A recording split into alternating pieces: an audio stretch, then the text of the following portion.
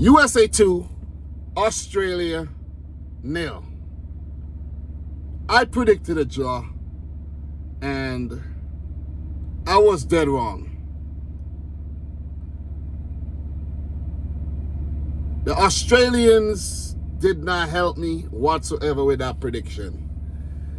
I'm going to go as far as to say that Australia did not show up. They did not show up. I don't know what it was, but they didn't show up. Or maybe you could say that the USA showed up and they showed out and they were just brilliant on the day, especially in the first half, and Australia couldn't handle the heat. I know the Australians are going to be like, yes, we can handle the heat, but it was a poor performance, especially in the first half. The way Australia played, let me just make this clear. The way Australia played in the second half is how Australia were expected to play throughout the entire game. But I think for the first half, they were just too passive, allowed the USA to have the ball and do their thing and run at their defense. They were a bit too passive, in my opinion. Way too passive. The game got really cagey, aggressive. You know, the players were all over each other. Pause.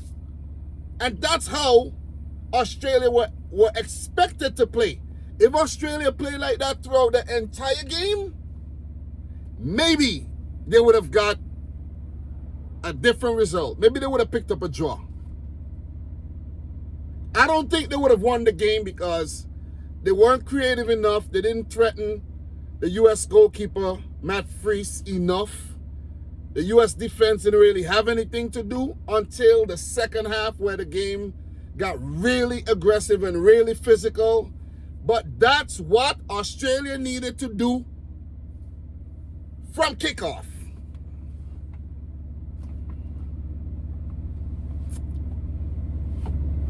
A little funny moment in the end there when the referee, pulled up in cramps. But overall, I think the referee had a solid game. The USA deserves a lot of credit here for the way they approached the match, the way they ran at Australia, and created those goals out of nothing, basically. Now, listen, the US weren't very creative. They didn't pepper Australia's goalkeeper with shots. The goalkeeper hardly had anything to do. Both goalkeepers hardly had anything to do. But it was those moments where the USA, just put the Australian defense under a lot of pressure. It paid off. 11th minute. Burgess' own goal. That was forced by that Balogun run, cross into the box. Ricardo Pepi, who came in for Christian Pulisic, behind Burgess.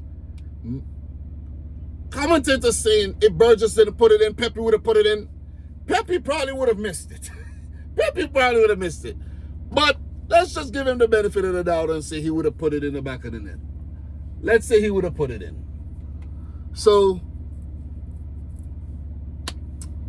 big goal. And at that moment, Australia were under pressure. I think they received a jolt early on in the game when they didn't expect it. They thought that it was going to be a scrappy game. They were going to defend. They were going to set up in a mid to low block, keep out the USA, and possibly bring on Nestori Irankunda in the second half as a weapon to attack the tired US defenders. But it didn't work like that. When you go a goal down, you have to change your game plan because you got to get back in the game. If you sit back and invite the USA pressure, then you're going to concede another one, and that's what happened. 43rd minute, Alex Friedman pouncing on that Balogun shot from the set piece situation. Got to the ball first, headed in the back of the net. 2-0. The score's held. As I mentioned before, Australia came out a lot better in the second half. You got to give it up to Tony Popovich for making those substitutions, positive substitutions. But when it's all said and done, it was a little too late. It was going to be very difficult for a team like Australia, with their style of football, to come back against the USA on home soil 2-0. Another big talking point is that Australia did not take advantage of the fact that Christian Pulisic, the American superstar, not starting the game through injury. That was a big talking point coming into the match. Would Christian Pulisic play? Would he not play? He didn't play. And no Pulisic, no problem. 2 strikers up top. Positive approach by Mauricio Pochettino. Weston McKennie and Malik Tillman were brilliant. I think Serginho Dest played a great match. Alex Freeman, what a player. Anthony Robinson, he was actually very, very busy as well on the day. Tyler Adams was roughed up a bit. The Australians were physical. They were roughing up the Americans, but it didn't work. It was a little too late. It didn't work. That was the way the Australia was supposed to play the game, like that from kickoff. First minute. Be aggressive, be physical, and bully the United States. But it didn't happen. It wasn't a pretty game of football. I'm not going to say, oh, wow, the USA played such silky football and it was a comprehensive victory over Australia. No. I think Australia got it wrong on the day. They didn't show up.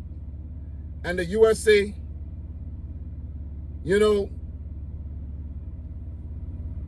their quality prevailed in the end.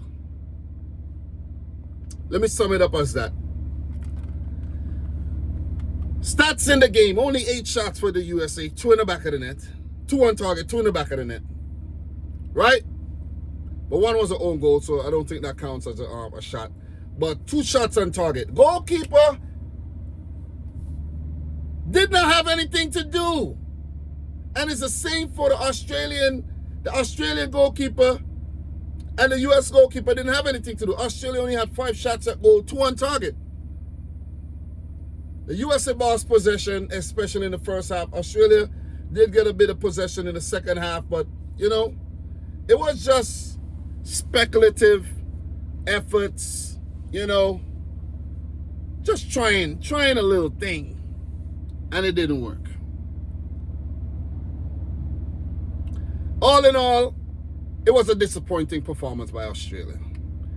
They did not live up to the billing. Australia are not out. The final game will be against Paraguay. They need a point. A point would put Australia into the next round. 4 points.